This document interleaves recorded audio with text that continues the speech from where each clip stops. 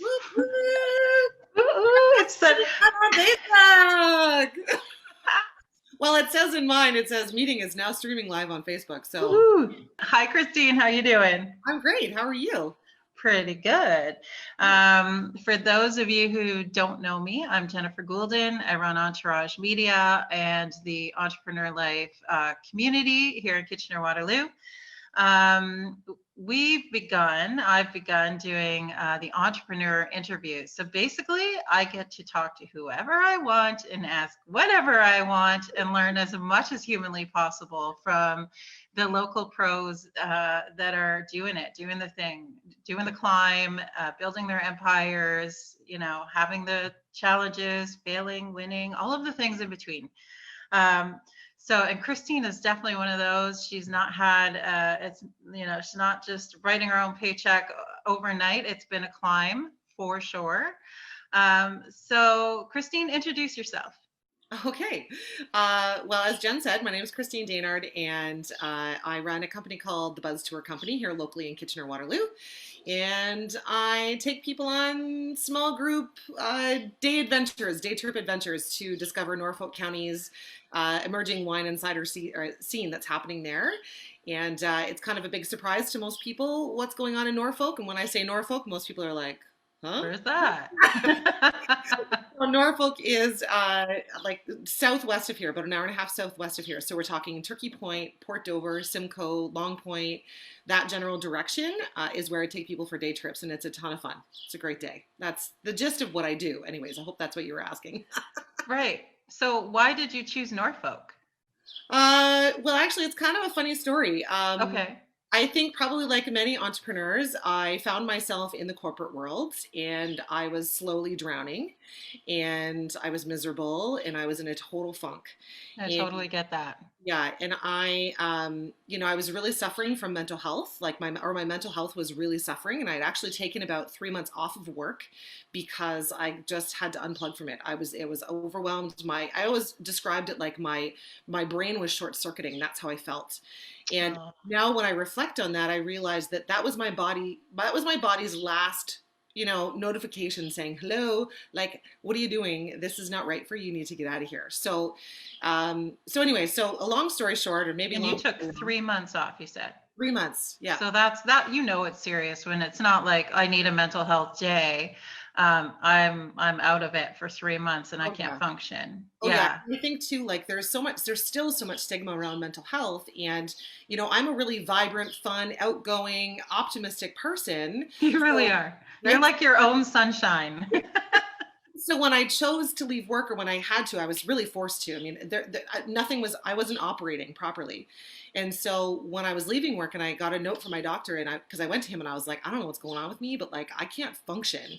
And so he's like, you need to get out of work for a little bit. And I was like, okay, like doctor's orders. That's what I had to do. But it was really hard to do because it's like people don't believe you. They think, you put on this really great show. I mean, think of people like Robin Williams, right? Like he put himself out there in this great energy sphere and he was super funny and so many people loved him, but really he was suffering, right? So it was hard to sort of, go out there and tell people that that's what I was doing. I was leaving work because I was short circuiting. I couldn't handle it. No one believed me. That was probably the hardest part. And so it was like They pulling, probably just looked down on you and thought you were just, yeah, right? making it up. And I'm not an excuses person. I'm not a, take a back seat sort of person. I'm often in the driver's seat. And so that Literally. literally, yeah, that was a big shift in gears for me. And it took a Yeah. lot to do. So when I finally did it, probably took me about a month or so to really just like accept that I was going to stop listening to what other people were saying. I was going to stop paying attention to the world around me. And I was just going to focus on me. So I really went inward for that time that I was away from work. But prior to that, interestingly enough, I find the world, the universe, God, whatever it is that you believe, has its force and its way of pushing you in the right direction, right? If And you listen. if well, and sometimes the push is really drastic, right? Sometimes the push is, well, maybe I'll talk a little bit more about my push later. But ultimately, a friend of mine said, "Why don't you come down to Norfolk? My parents have a cottage here. You can stay the night. We'll take like a little girls' weekend away, and I'll take you to one of my favorite wineries."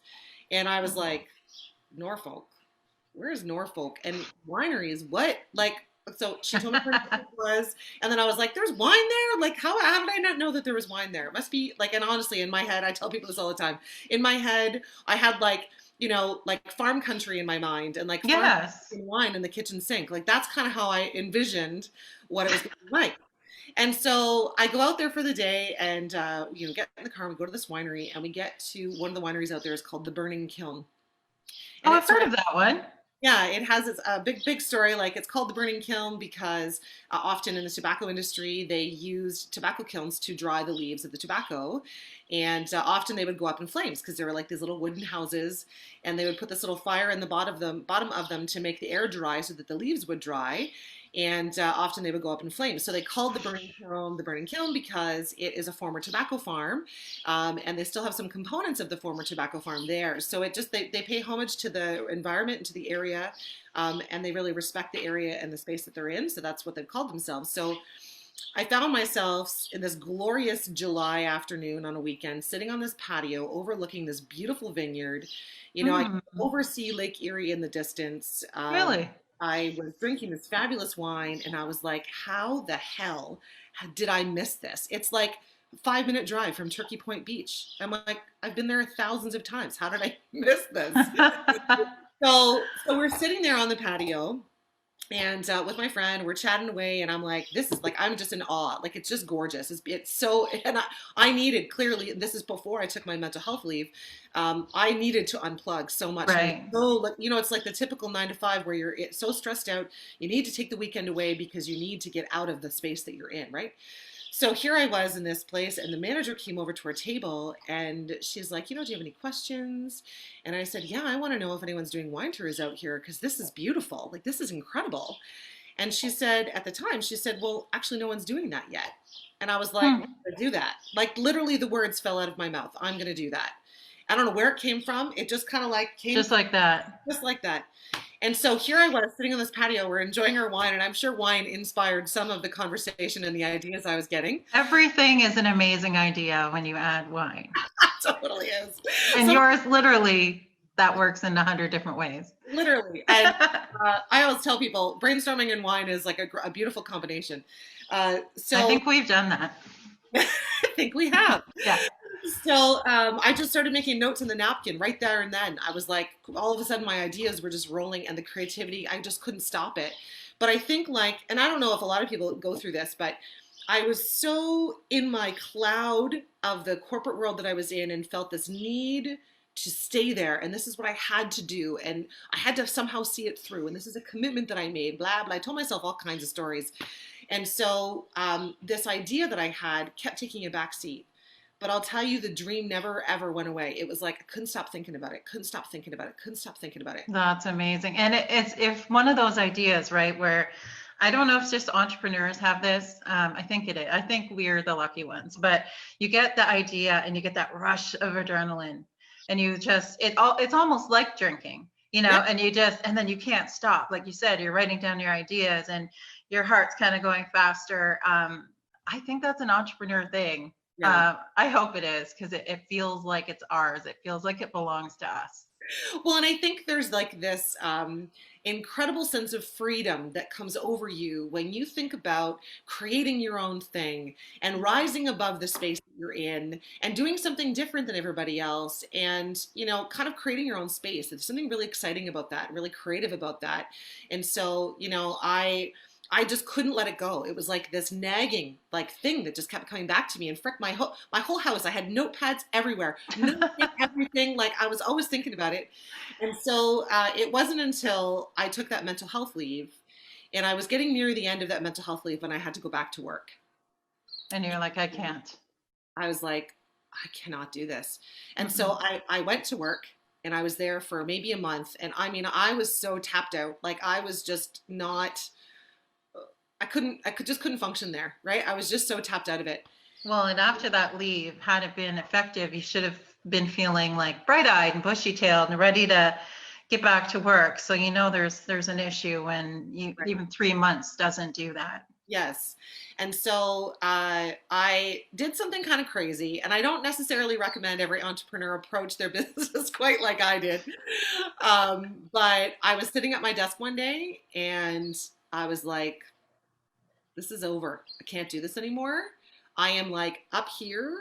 And if I keep going at this in this direction, like I'm going to be dead because I'm going to get sick or I'm going to be so stressed I can't enjoy life. And this is not me. I am supposed to be a ray of sunshine. That's what I was put on this earth You to do. are. You And really are. I really couldn't see myself staying there anymore. So I remember calling my friend from my desk. Actually, I called her from my desk, but I ended up in the hallway talking to her and in the stairwell, I think actually, the echoey stairwell. And I was like, I can't do this anymore. And she's like, Christine, just go and do it. Just follow your dream. Just do exactly what your body's telling you to do. And I was like, okay. So I literally submitted my resignation, walked in, submitted my resignation, walked out the door, went and bought a van, and started working on my business and launched the business 3 months later. That is the best thing I've heard all day. Actually, all week, because it's only 9 a.m. today, so it doesn't really count. It was the craziest thing. And you know what? It's like, I had kind of been like putting money away and sort of like saving for a rainy day, right? And that day was the rainy day. It was like, this is the day that I cash in my chips and I trust my gut and I just jump off the cliff and go for it. You And build the plane on the way down, yeah, it's so true. or the buzz bus. Yes, you just grow your own wings, right? Like you Yes. just figure it out. And I think that we get so trapped in how am I going to do this that we don't take the action to do it.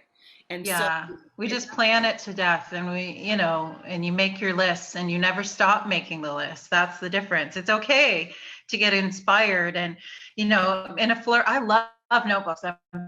I've notebooks all over my house. They're all full of great ideas. But the ones that actually happen, those are the ones you got to stop writing the notes and actually do it. that's right. You got to jump and you got to trust your gut and just start doing it and the how will come. It's like Exactly.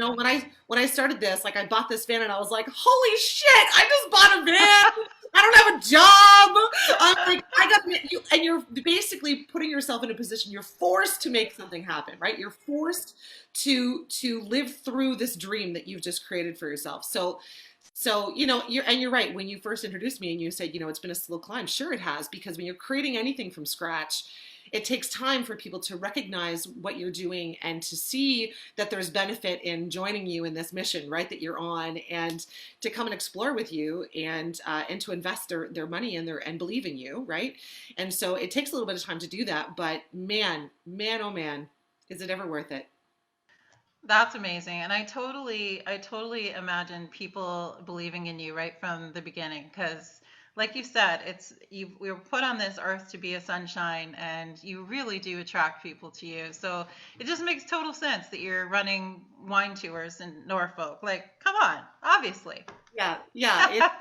And it's so funny because, when you think about like, what am I going to do when I grow up? Like as kids, what do? We go, oh, am I going to be a nurse? Am I going to be I'm a gonna get people drunk in Norfolk County.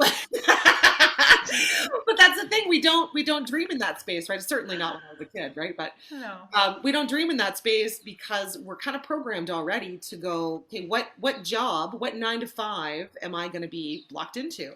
And so you start creating your ideas around that. You don't dream like this, right? You're in high school and you're like, okay, well, I'm going to get married. I'm going to have 2.5 kids. I'm going to have a white picket fence, and I'm going to have a job, and I'm going to have a cottage where I go away on the weekends. Like that's going to be no.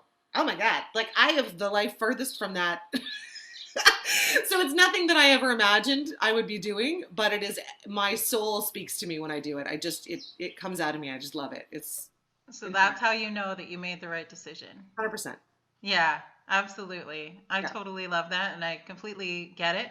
And because Tony Robbins takeaways was one of the things that we are going to talk about today, I was looking through Tony Robbins quotes, and you said when you started Buzz, like you bought that van and you had no job, you had nothing, like, and you just bought a van. Oh my God. But one of his quotes was that everything in life is what caused by either inspiration or desperation. And I think both of those are very closely related, 100%. Yeah. Yeah. 100%. And he talks a lot about, taking massive action. It's like sometimes we talk ourselves into like, okay, I'm just going to take little baby steps and I'll eventually get myself there. And I have completely shifted my train of thought in thinking like when you reflect back on what you've been able to do and what you've done successfully, almost every single time it's because you were like, no, I'm going that way. Like it's Yep. like you're going down and then you completely shift gears. It's not a slow U-turn. Like you think about anything in your life that like meant the most to you or had the most impact in your life, it was never a slow U-turn. It was always a quick like whoop, hardcore and go the opposite direction. And Absolutely. right? And Yep. so it's about really like accepting that you're going to do things differently and not allowing people to judge you for what you're doing or not accepting their judgment and just jumping in and doing it because there's this framework that everybody kind of creates for you, right? And he talks a lot about how our brains are like a 2 million-year-old brain, and our brains are we were meant to our brains were meant to help us survive. So, we were like out hunting for food and staying away from prey and finding shelter and like survival, right? And so he talks about how our brains immediately go there. So we're always looking for a way to survive what we're in or Fight like, or flight kind of yes, thing. yes. So he's Hmm. like, you kind of just need to break out of that way of thinking. Well, let And me just preface all this by saying the reason why we're doing Tony Robbins takeaways is you just spent, was it a 4-day event? yeah, And I sort of, I took a course by the people who helped Tony Robbins put on that big event, and they said there was something like if you include everybody who watched over the weekend virtually and everything, it's like 33,000 people. yeah, it It's was mind blowing. it was crazy. So normally Tony Robbins, for anybody who may not be familiar with him, For he's the like, record, I know who he is, and I'm the only entrepreneur on earth who's never read anything, watched anything. I mean, I've done more Tony Robbins research this morning than, anyone. Anyways, okay, go ahead. he's just he is a force, and there's all kinds of. It's funny because since I started taking this and I posted on Facebook, I've had a couple people message me privately, and they're like, you've just joined a cult, and there's like Oh, a come negative on. side to all this stuff, and I'm like, you know what? No, listen to me. I'm a really aware person, and I jumped into that with both feet, and it is less about. It's not really about positive thinking. It's about digging so deep in yourself and looking at what you have chosen to believe about yourself and what you're able to do, and then erasing that, kind of like pulling out the weeds of what you've accepted in the past and replanting the growth of something new and where you plan to go. Like that's the best way that I can describe it. It's the only way I can think to describe it.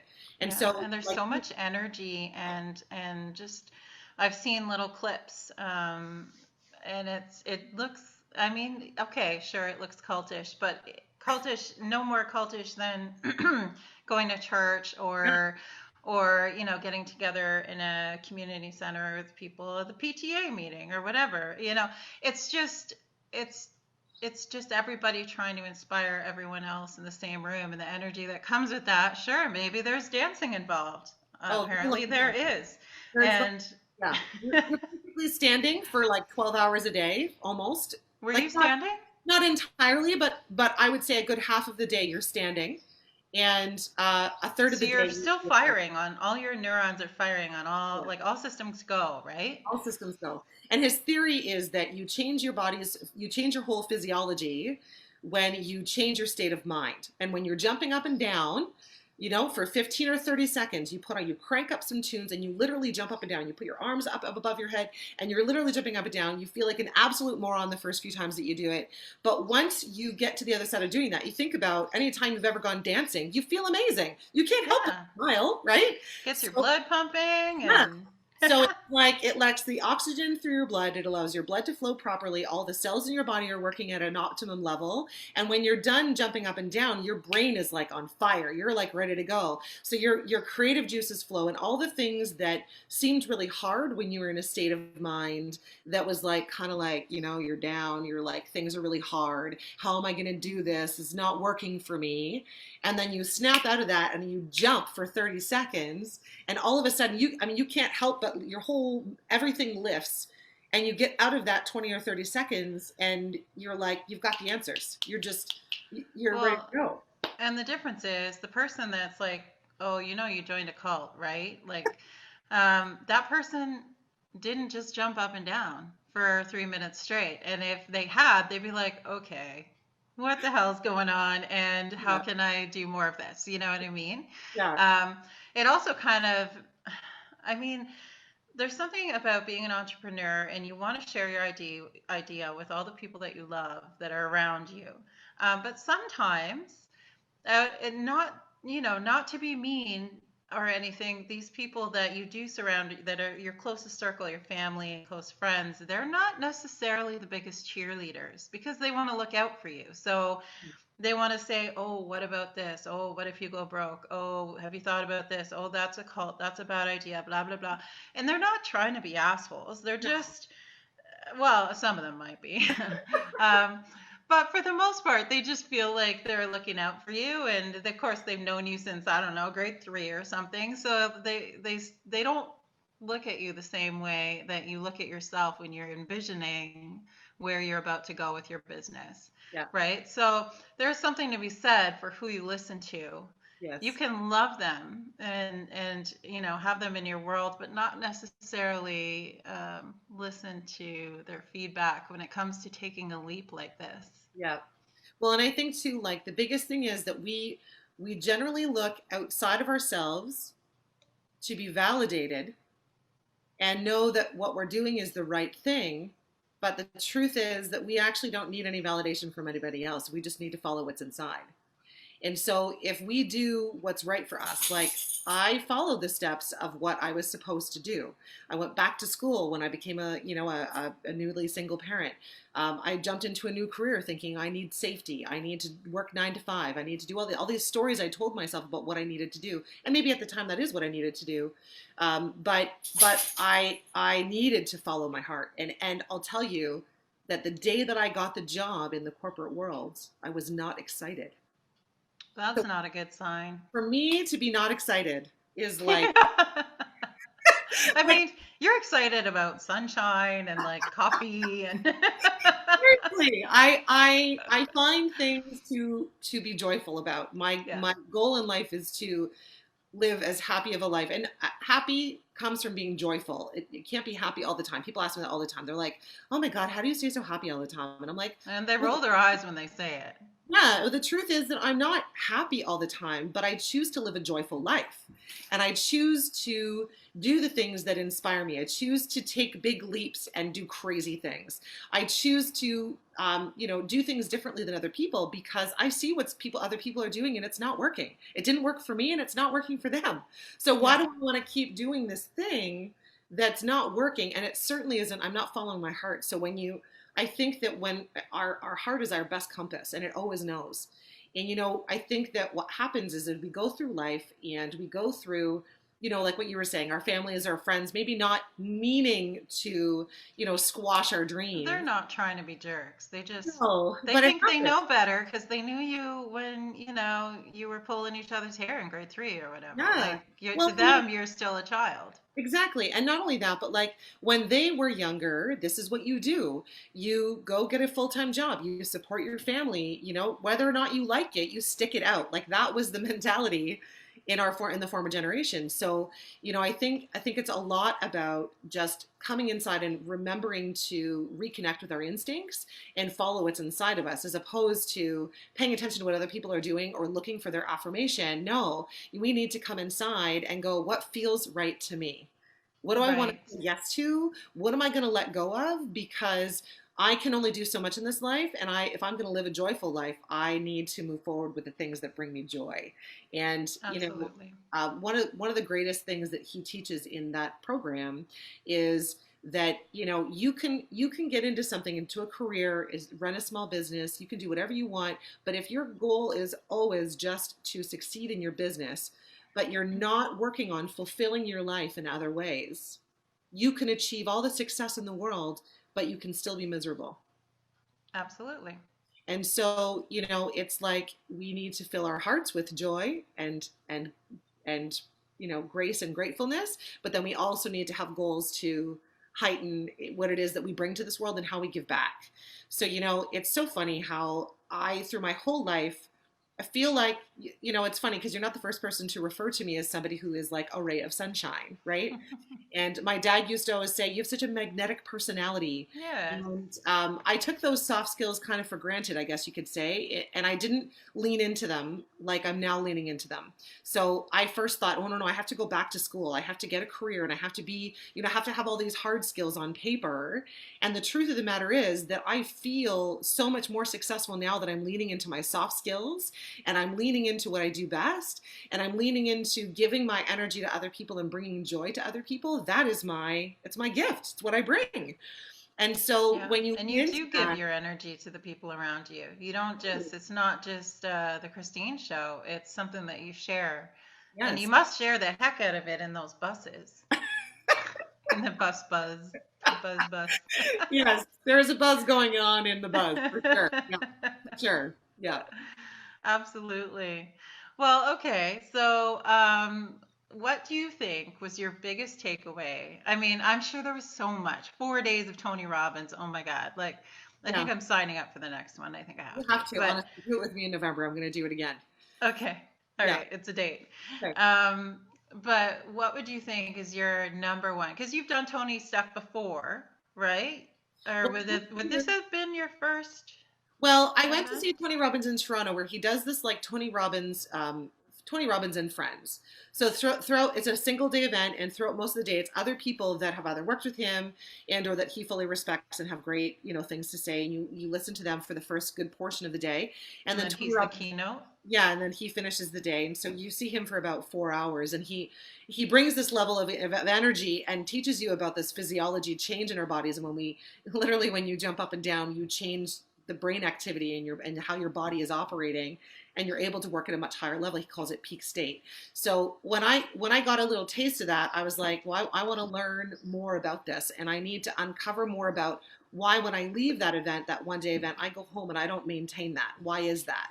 So I had actually signed up for his event to go in March in San Jose. So I was supposed to go to the event in San Jose, but we were literally 30 minutes from the airport when they called a state of emergency in California, and the event was canceled and we weren't able to go. So he put together this virtual event, which was, like you said, it was just incredible what they were able to do to bring this sort of elevate. Because you think a Zoom, like, you and I are having a Zoom meeting. By the time the hour is over, we're both like, ooh, okay, I need a break from the screen. Like, we just spent 4 hours staring at a screen, or 4 days, sorry, staring at a screen with Tony Robbins, and there was no, like, I didn't hesitate. Like, it wasn't like, oh my God, I need to take a break from this. It was like, No, give because me you more. were on your feet and you were Yeah. he. It sounds like he did as much as he humanly possibly could to make it feel like an in-person event. Oh, 100%. He did amazing. So, like, to get back to your question, I guess, about what was my biggest takeaway, you're right. It is very hard to narrow it down to one. But one of the biggest things for me will be to always get myself back into that peak state. So when I'm sitting at my desk or I'm working through the things that I need to do to, all the fun in my business is being out with people and is, Right. entertaining them and bringing them joy and showing them some awesome regions. My But favorite. at some point, you've got to do like paperwork and You stuff. got it. So when you're a single player, and I'm working on changing that, so I'm going to build a team and have other people help me do what I do. But until I can get to that point, I'm doing all of the other stuff too. So, but I often get stuck in the details, right? I get stuck, and I kind of like come to a halt sometimes, and I'm like, oh, like you get yourself into that space. So one of the things I'm going to do for myself is every time I find myself drifting down, I'm going to put my music on, whether it's in my headphones or I play it loud on a speaker, and I'm going to be jumping up and down for 15 or 30 seconds with my hands in the air like an idiot. And I'm going to do that and bring myself back to a state where I can actually, do some work and actually be creative and get it done. I love that. Yeah, so that's one of the things I will 100% do. So does your family walk into the room when you're doing that and like, go, what the hell are you doing? Oh, yes. Or do they join in? Well, my son, so I live with my son, where he is my family, and he thinks I'm nuts. Yeah. But he's also a tween, and so he rolls his eyes, and then At eventually, everything. he's like, kind of gets anyway, right? Resistance is futile. Yes. The other thing that I'm making a habit of is I had been getting back into taking better care of myself, like mind, body, soul, like it's a whole, like everything has to kind of work together. Hmm. So it's, getting myself out of bed in the morning with my alarm or within at least a couple snoozes because I'm big on the snooze. I Uh, snoozed 3 times for this interview. yeah, right. So like it's a lot to not snooze. So that's taking effort, but I know that I'm taking massive action to be able to do and make that change in my life. So there's that. Being intentional with my day and starting my day with being grateful for a few things in my life, and Because that's when abundance comes. you got it. And like he was talking about how when you are grateful, gratefulness and fear can't live in the same space. So when you live Oh, in a space of being grateful and your mind is always appreciative of where you've come from or things that you've accomplished in the past, and it reminds you of things that you've been able to do and things that have been really great in your life. And then in the same moment, you then move into, okay, what am I going to do now? What is my next big thing? Or what is my next small thing? Where am I headed? And what am I focusing on today? What do I want to attract into my life? And when you do that, you start your day and you're on fire, right? And right. so that like And setting that, starting every day on fire, I mean, that's got to be really powerful. it is huge. And we don't really think about it. And I've done this before where I like set up my day like that and then I get off track, but my goal is to stay on track this time because I find like when we go throughout our day and we don't have a focus, like I know I always have a list of things to do. You can probably say the same thing, right? There's a never-ending list of things to be done, always. And I think if we get caught up in that and we don't continue to dream and set those goals and focus on where we're going to head and where we're going next, we get stuck in that list and it holds us back from like jumping on that trampoline and going to the next thing, right? So um, this time I want to stick with it and get off that trampoline. Who's in your kitchen?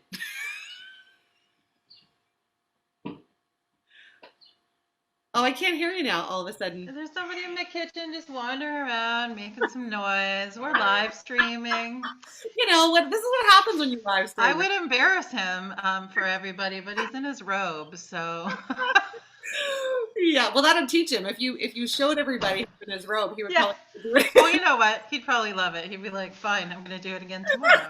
He just he just danced down the hallway. Love So it. I love it. Yeah, there you go. See, jump in that. Yeah. So yeah, he's at peak.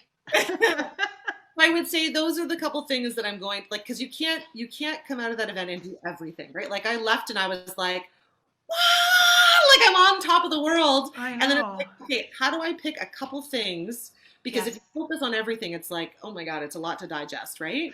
But when you focus on just a couple things, it makes it more manageable. It's like, you don't eat a whole elephant at once, you take it off in bites, right? So I'm going to get myself into some of those habits and doing those, so the gratefulness and appreciation and focusing on where I want to go. Doing some yoga in the morning and getting out of bed when that alarm goes off. Jumping up and getting my day started. That's really where I'm going to focus because I feel like he talks about where your energy goes, your energy flows. And so if you don't set up your day and you don't set up where your energy is headed for the day and you find yourself in that slump, where are you going to go?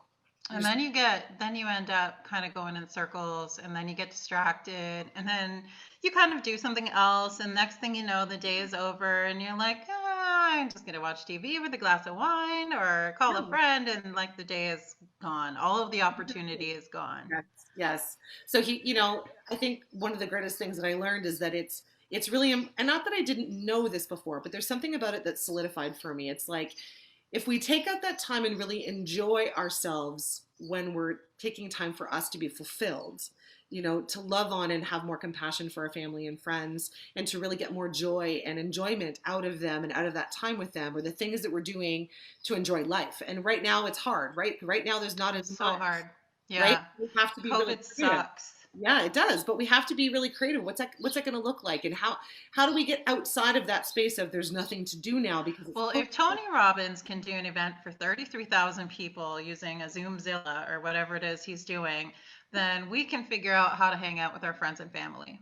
right? We absolutely can, and even if it's just for little moments of time, or we see them at the beach and they're on their blanket 6 feet away and we're on our blanket, like you're choosing to not live in a space of this, like, oh my God, what if this COVID gets me? Well, you know what? The reality is at some point, it's probably going to get all of us at some point, right? Yeah. Going to kill all of us? No, but we're all, eventually it's going to impact us in one way or the other. So we can continue to hide it in our homes, or we can take some safety precautions and still get out there and enjoy life. Because if we just sit back and wait for this thing to go away, it's never going to go away. It's kind of a part of us now, right? We've all kind of been holding our breath for 3 months, and I think what's happening now is people are like, I gotta breathe.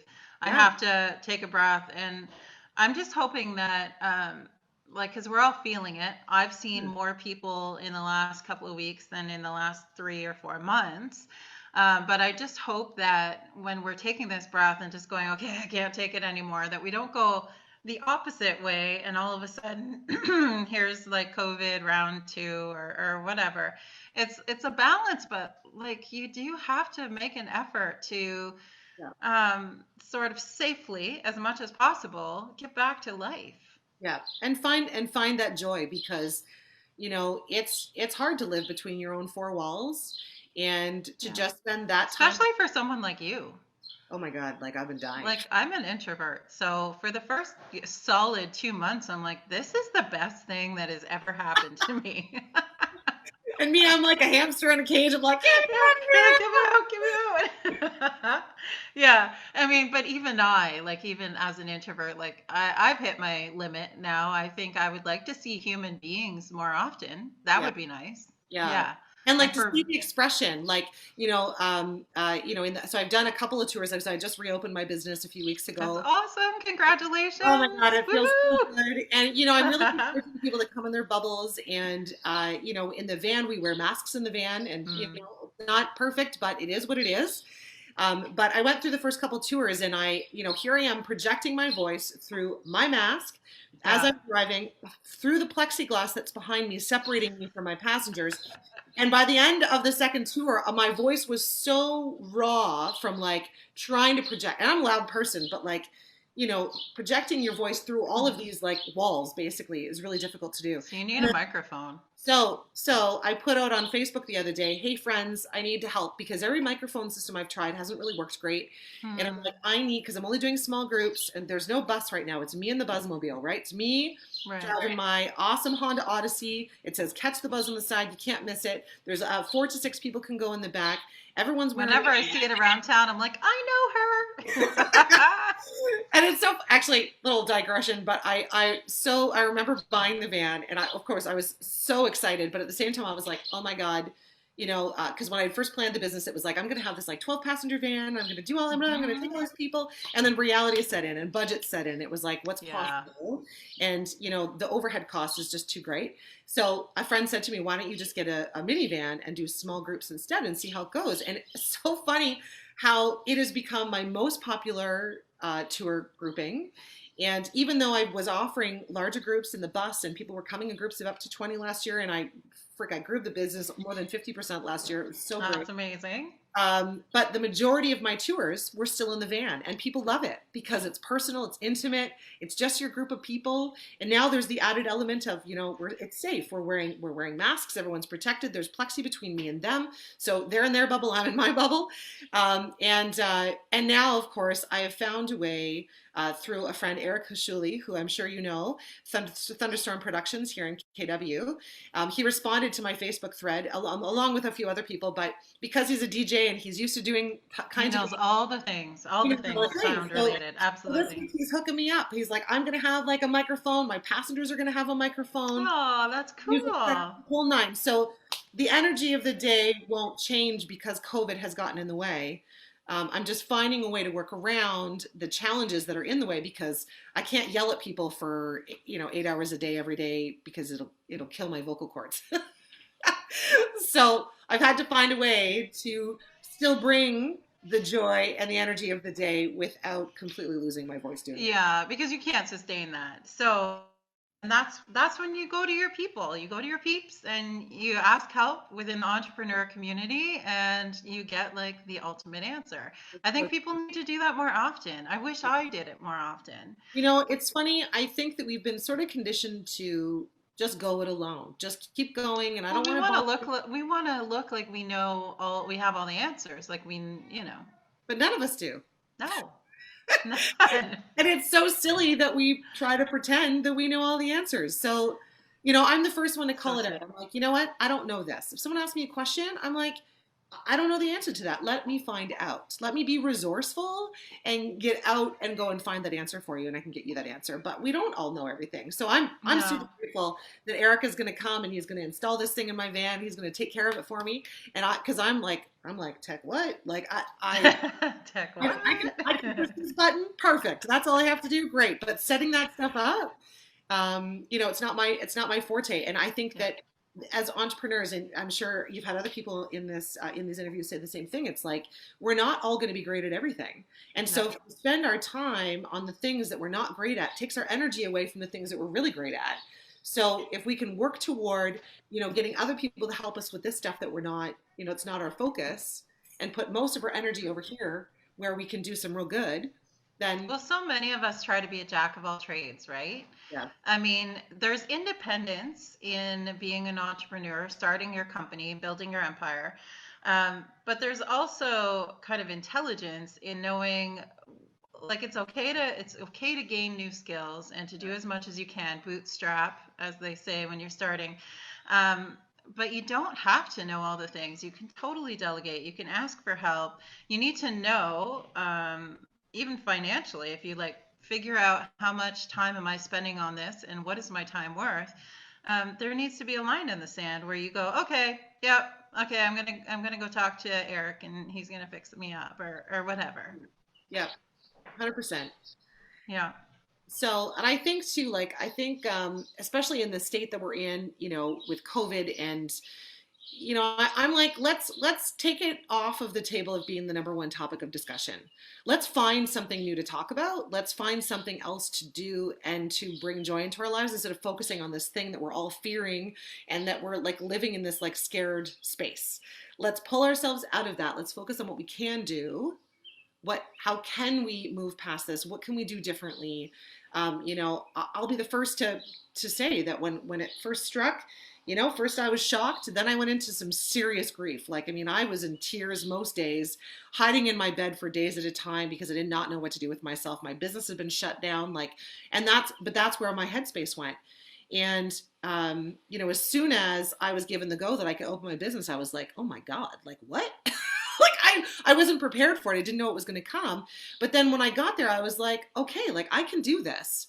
I can do this, and I can help people to maybe not be as afraid of this. I can help be a good role model to say, hey, you know what, this is happening, but here are some of the safety protocols that we can all put in place and still go out and enjoy life a little bit instead of just sitting back and waiting for life to happen to us. We have to make life happen for us. And so, that's been a really big component for me, is just shifting gears, shifting focus, shifting that energy, and being creative in our space. That's what we have to do. What else can we do? Absolutely. And I totally get what you're saying about like when they all of a sudden phase three, well, I think for you it was phase two that you got some freedom with your business. For a lot of businesses, especially event related, it was phase three. And I really didn't think I was going to see it in this calendar year. Like I just, there was no way that this was going to happen. So when we hit phase three on Friday, or I guess it was Friday, it was just, I don't know. I had this like, am I happy about this? I feel like I want to run through the streets going, woo, but also I'm like, I'm not ready. And there's a lot of people kind of on the fence, and it's just, you get used to these small like walls, this box that we've been put into, and now you have to think big again. And I find that challenging. It was a bit of a switch. I mean, I'm over it now. Yeah. I'm ready to get back to life. But yeah, it's funny, as an entrepreneur, we're so adaptive. And then all of a sudden we have to readapt back to normal. Yeah. Yeah. Just I love looking at what restaurants have done to respond Yeah. to this situation, what other businesses have done to get creative and get out of the box. This might have been their business plan, but then something comes and surprises you, because life is always going to happen. Life is always going to happen, but you can choose, and funny enough, this is a Tony Robbins thing, but like, you can choose to let life happen to you, or you can look at it like life is happening for you. And the things that happen around us may not always be positive. Challenges are going to come, things are going to get in our way, but it's sort of how we adapt and how we overcome and how we move forward and what lesson we learn from that space, not focusing on what that's done to us, but what can I do with that? What can I do with that now that I've been through that? Okay, you know what? It was hard, and our whole world has changed as a result of this thing, but how can I show up in this world today and still do what I was put on this planet to do? And what can I learn from it? How can I make people feel comfortable? How can I help people be safe, but still enjoy a little bit, right? So Right. Enjoy the new normal. yeah, so I've been so thrilled to see, different restaurants really just get out of that, like shake it off, go through all of those symptoms, right? Like the shock, Some the of them were right on it. Like as soon as the shutdown happened, they're doing catering and curbside pickups and touchless curbside pickups and just totally switching gears. Other ones kind of took time for themselves and then came out in phase two with the patio eating and that sort of thing. But you're right. It's just everyone did it differently, and it's so cool to watch just the entrepreneur kind of approach to, okay, how are we going to make this happen for our clients and for our staff that want paychecks? absolutely. And we have to keep our economy going. We have to keep moving. So it's going to look different, and we have to kind of get used to the mask thing. I mean, it's not going in. I don't think it's going anywhere anytime soon. And we can't just all sit around and wait for a vaccine to come. We need to. We Well, need. it's not these changes are not necessarily for the worst. Like take Tony Robbins. How many people would have been at that event normally, do you think? Oh well, his live event, he was expecting. I think it was like 12,000 people. Okay, so he more than doubled that number. Say each person paid, I don't know, $4,000. That's like $13 million. It's double what he would have made anyways. And it works. And actually, in this course that I took on turning events into virtual events and also trying to keep it personal and like make people feel like it's not just a Zoom meeting. Yeah. We talked a lot about that and about how online events are outperforming in-person events. They're selling more tickets, and there's more people attending because they can. They can do it at 9 o'clock in the morning in their pajamas if they really, really want to. Yep. Although if you were doing that with Tony Robbins, he would see you and he'd be like, "Get out of your pajamas." Yeah, I look at what he was able to do, and I posted on my Facebook page, I posted a video of what that 360 looked like in that space he was working from, and how he was able to still engage with people, and how he was able to still bring us in and have us like interact with him in a different way because he can't hear us. So, we had these like little I thought I still had them beside me, but we had these like little like handheld, like one was a big heart and one was a thumbs up and one was a I have those from the people that I took the course from. Little sticks with like, yeah. Mm-hmm. Yeah. So like that was one of our ways of showing him and being engaged with him, or like showing him thumbs up so he could still hear us. And there was an app that he built that people could download the app, and then as soon as you would shake the app, it would be like screaming, or it would be Oh, that is cool. Yeah. So it was really he's showing us, I think, I'm not like, oh, Tony is a god, but like I look up to him because he's showing people what's possible. And Yeah. that, even himself, he was saying that like there's no way he ever saw himself doing a virtual event. He's like, this is an in-person event, it's full immersion, you have to be there for the whole thing. But Because it's all about the energy in the room. Yeah. And to recreate that is tough. Yeah, but he's like, you know what, this is a new world, and I'm not just gonna let people suffer alone. I'm gonna help them, and this is the way I can help them. So anyways, I highly recommend anyone do it. It's well worth the investment, and it's actually not as expensive as you think. So to get a ticket to go to the virtual event is like $400 for a general seat. Ooh, That's not bad at all. Right, $400, you get 4 full days. Tony Robbins, genius throughout the whole thing, and you come out a different person. Like you are a changed person when you come out the other side. And Right. it's a big commitment. If you want to light a fire under your ass, or you're feeling stagnant or desperate or whatever, those are the kind of events where it can change everything. Yeah, and if you consider with the virtual event, you can do it from home. Yes, you maybe have to organize childcare, like figure out how your family's going to operate during that time because it's full immersion. 12 hours you're in front of your screen. Like there's no taking an hour lunch. There's no you are fully in it, right? Like you're snacking and then you're jumping and then you're snacking and then you're like it's kind of crazy. But like the benefit is you don't have to pay for a plane ticket. You don't have to pay for a hotel to stay in. Like it's in your own living room. So your investment is smaller. You can write it off as part of your business expense. And it's self-improvement and I don't know. I think it's worth every single penny. So I would encourage everyone to try it. We're gonna charge him commission for everything for every ticket we just sold by accident. Seriously. People are gonna think he's endorsing this. But I mean, this is how it works, right? We know this. Yeah. This is how it works. It's like someone comes and they experience your business with you, and then they want to come and they want to do it too, right? So it's the same thing. Tony Robbins does his thing, and then we leave all fired up, and we're like, oh my God, you have got to try this, and that's what. Yes. So. Because energy like that spreads. It does. And that's what, it's so important to start off with, like you say, you try to kind of exhibit and experience joy in your everyday. And when you do that, this is why people call you a sunshine, is you kind of infect them with that positivity and that energy. And, I totally can imagine the power of being in a room or even a virtual room of everyone kind of focusing on that all at the same time. Yeah, it's been really cool. And I've been able to connect with people all over the world. So I'm now a part of an accountability group. Then there's people from California, Mexico, Brazil. Like there's people from all over the world that are in our accountability group. And we're staying there to sort of help maintain this level of. To keep the peak. Yeah. The peak state. Yeah. Love it. Yeah. That's awesome. All right. Okay, so I'm going to ask you some just quick fire business related, probably not Tony related questions. Okay. Okay, so what's your favorite podcast to listen to? Ooh, the one that gets you going. I have a few. Well, I believe in feeding your mind positive things from the very get-go of my day. So I actually listen to a lot of Super Soul Sunday with Oprah. I've heard those. Yeah, I've love listened. Her guests are always fantastic, and even if the topic doesn't really ring true to you, there's always something to learn from what they're talking about. So I find that's really good.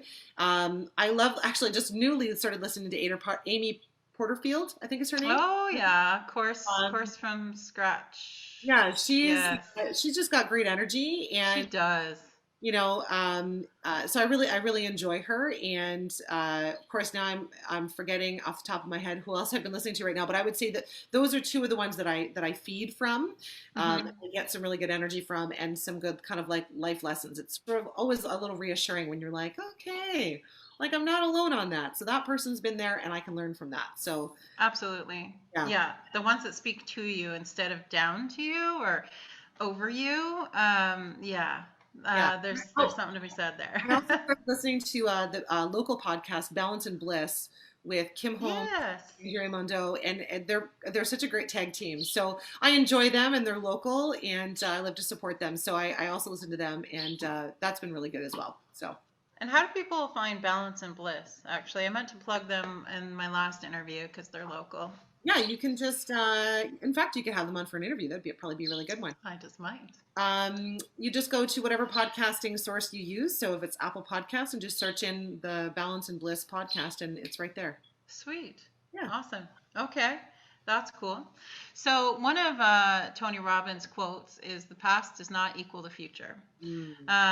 Depending on your past, that could be a good thing or a bad thing. How does this kind of apply to you? Would you want your past to be like your future? Is it a good place you're coming from? This is a great question.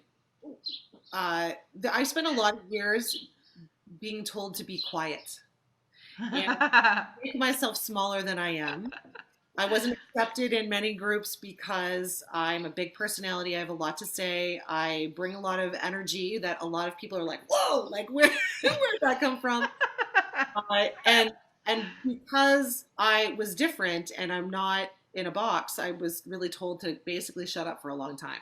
And Aw, that started from childhood, like my that dad. obviously didn't work. No, like I mean, my dad means well, but he didn't know. He suffered from mental challenges when he or mental health challenges when he was younger, and was always telling me to be quiet. I was always too much because his anxiety He was just so wanted big. you to fit in, right? Yes, his anxiety was so big that he couldn't manage the energy that I brought because it was in a very different space than he was in. He wasn't willing to go there, right? So Mm-hmm. I spent a lot of my time from childhood to people I dated to bosses I had being told I had to be smaller.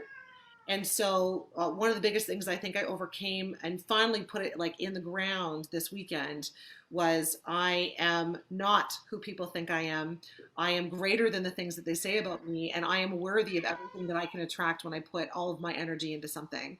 And to not listen to the voices of other people. They're not me. They don't know what's right for me. I know what's right for me because I'm listening to this, right? If I bring all my whole heart into something, I can follow my heart and my instinct, and it's going to lead me in the right direction. I don't need somebody else to tell me what's right or wrong. So Right. that really allowed me to put that in the ground. That's a place of confidence and knowing yourself that a lot of people, I'm not sure they ever really get to that. Like that's the ultimate goal, really, is that we all know ourselves that well. So it's kind of incredible that you reached that so soon into your life, really. Yeah, maybe. I mean, maybe it is. I think that um, for a long time, I sort of ignored my instincts, right? I shut them down. I closed that door. I would tell them they were wrong. When I wasn't excited to get the job, I was like, oh, maybe it'll come, right? Like I wasn't listening. Mm, And when life forced me to listen, it's funny how we all kind of wait for that big bang to like make some change, right? It's like something really big has to happen in our lives for us to really make drastic change, and that was true for me too. But once you make it, and I've been able to tap back into that instinct. Nothing goes wrong when you listen to what's inside of you, and that sounds probably really dorky. And 10 years ago, I might have been like, "Shut up, Christine," but like, nah. it's Well, so and it true. goes back to needing either inspiration or desperation to make a real change. Yeah. Yeah, that's true. Yeah. I mean, I Yeah. hope it for many people, and I try to even on my tours. It sounds funny going on a wine tour, and we talk about lots of things. I mean, most of my tours they're predominantly women. I mean, I do bring couples and men, but predominantly it's women, and we end up It's kind getting of like a ladies' day out, right? yeah, Just yeah. yeah, we end up getting, not always, but we end up often getting into these conversations. And on the way home, they're like, people are really curious how I launched my life into doing this thing for myself. And, I encourage women all the time, anybody, to, believe in yourself. And when you believe in yourself, anything is possible. And it's something that we were told maybe as little children, but as adults, we completely forget about and we let go. And, I think we all just have to tap back into that childlike part of ourselves, remember what that joy is like, remember what it feels like to feel on top of the world. And that's important because if we don't have that, what are we living for, right? What are we Yeah. here for? What's the point? Yeah. Right. Okay. So, switching gears from that to, because you mentioned the people that you do the tours with, who is your favorite or most rowdy or most funniest group that you have taken on a wine tour? Because I bet you've got some stories when you had ladies and a ladies' day out and you had a bunch of wine and an enclosed space. Yeah, I've had a couple real rowdy groups. There's a story I often tell well, not often, but sometimes tell when people ask this question.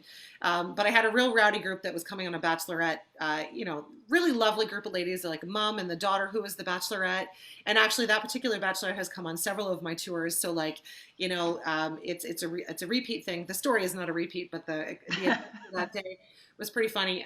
One of the girls that came along with them had been out really late the night before and was drinking probably until about 4 in the morning, and then showed up in the van to come for a tour. And later learned that not only was she really hungover and probably still drunk when she came, Hmm. but that she had motion sickness, and she was Oh sitting my in God. the middle seat of the van, not even in the front. So sure as shit, we get like 2 minutes away from our first stop, and like all the way along, I'm like, I look back at her, I'm like, "Are you okay?" And she's like, "Oh yeah, I'll be fine," right? And then about 2 minutes from our first stop, she's like, pull over the van. I'm going to be sick. Oh no. So I won't tell you the rest of the story, but let's just say I'm glad that the van is rubber flooring from the front to back. Oh no. Oh And God. What a everyone was good at the end of the day, and that has never happened since. And it wasn't a result of my tour; it was because she came on She board. was already drunk from the tour night, yeah, from the Yeah, day but before. yeah, but that was probably the craziest thing that ever happened. That hasn't. So since I put barf bags behind every seat, I tell people that there's barf bags. Like, you learn from things You like that. learn from mistakes. There you go. You do. But I think, honestly, I have to tell you that, like, I love my favorite part of every tour is getting to know people that are there, and that I see the joy come across their face when they explore this place and they are getting out of the city and they're doing something fun and they've got somebody leading them through it who's kind of fearless and is a little silly and likes to have fun with them. And I just see people throughout the day, and of course it's probably partially due to the alcohol, they're relaxing throughout the day. Their inhibitions are sort of sliding out, and they're more comfortable to just be who they are, and it's beautiful. And I just love being a part of it. I love showing them this great place. I love feeling from them that they're really enjoying it. And I haven't yet had someone leave the tour and be like, that sucked. Like, not yet. That's like impossible. I don't think it's possible. I think that you have to bring your own expectation with you for the day. I mean, I'm not there to do everything for you in the sense of like emotional. I can't bring you there if you're not wanting to be there. Right. But it's incredible to see people transition throughout the day and just really relax, which was outside of bringing people to this awesome wine region. The majority of my motivation is to take people to a place that they can explore and just get unplugged, like leave the city behind, come and get into nature, and really have fun and just be yourself. And I love that. Sorry, my answers are always very long. And Oh, they're good though. They're good answers, and they have lots of meat on the bone. I'm happy to Okay. Right. So, what do you see next for Buzz? Like right now, you're doing mostly small tours because I mean, COVID. So, what do you see as possible for your next step after now? Are you going with a big van? Are you going to keep the tours small? Are they more fun that way? You'll just have to do more of them. What do you see yourself in like maybe a year? I think that a lot will depend on like sort of what regulations we're able to work within, right? So I think that people are more comfortable coming in a small bubble of people Hmm. that they can feel comfortable with, and that their space isn't invaded by other people who they don't know, right? So they can't Right. control that, but they can control the group that they come with. So I mean, I foresee it being multiple groups going out on any given day. So not just me, but I want to build a team, and I want to bring in other energetic people like me who want to. Yeah, you have to find more Christines then. I do, and I'm putting that out there. So if anybody's watching this, knows anybody who Yeah. has a zest for life and loves people and is customer service focused, that's really what I'm looking for. And so I want to build a team of people to help me do this thing. I have some other ideas that I'm not ready to share publicly, but like there's going to be another component of the Buzz that's going to be coming out shortly, that will be another experience for people to be able to enjoy. That might just not be a full day. It might be a shorter experience versus a full day experience. And ultimately, I think in the long run, I will probably have vehicles that will suit up to about 8 passengers, because there's something really amazing that happens in a smaller group. Absolutely. When you get into a big group of like 20 people, and I love them. I've taken lots of groups, 12 people, 15 people, 20 people, 50 people, and I'll do them all. But my primary focus will likely continue to be on those more intimate groups that people can connect and really enjoy the day. And it's most enjoyable for me, and it's most enjoyable for them because they get personal attention everywhere we go. And And like you said, you have to follow your gut instinct when you're doing business. So probably you've done the groups of 50 people, like you said, but something in your gut is saying this is the place to be when you're in those smaller groups. yeah. So you got to follow it. Yep. And then, I mean, ultimately, my goal was to build on corporate events, because I think that corporate groups could really benefit from what I do, and how, Absolutely. It'd be a great retreat. right? And to do that in a way that they feel really comfortable. They're not just bringing their staff on this booze cruise. They're bringing them for a day of experience, right? Like, it's far more than just some wine. Like, there's so much more to it than that. So that was originally my goal, but I'll have to play that as things roll out, because Yeah, as the various phases, right? Yeah, but I mean, Yeah. I'm just gonna roll with the punches. You know, it's like when COVID happened, I started doing Wine Night Wednesdays virtually and bringing different local chefs in and bringing the wineries in. We'd learn together, and that was Now, fun. are you still doing that? I'm not able to do both because oftentimes, not that I'm not able to, because it's just me running all of my business. Now that I'm back in operation, and all of the restaurants that I was working with, like the chefs and the local cooks, They're open now. that's right. They're now fully operational. So it's more challenging to get them in for a virtual event when their focus is really on their live opportunities that are in front of them. So that may come back in the winter when things start to slow down and maybe we can't be inside restaurants as much. Maybe Mm. we'll be able to pull from that. I've got some ideas of what might happen if that's the case, but I'm really trying to keep focused on, we're going to keep dousing the flames on this thing and keep Mhm. our numbers low and be able to function in the space that we're in right now, which is Right. You have to find a way to profit within the framework that you are now, because right. it could end up going back to that. If if we Yeah, expand, everything goes bigger, but then we have to get used to being able to scale it back as well. So, yeah, knowing that you have a profit line and a happy place at every phase, really is probably the magic ticket right now for any business owner. 100%. 100%. Yeah, absolutely. Well, it's been amazing. Thanks so much. You're such a great interview, and you are a sunshine. That's why Aw, everyone loves you. thank you so much, Jen. It's been so great chatting with you too. Thank you for, letting me let go about all things Tony Robbins and to shed some positive light on the situation we're in. So Absolutely. Love it.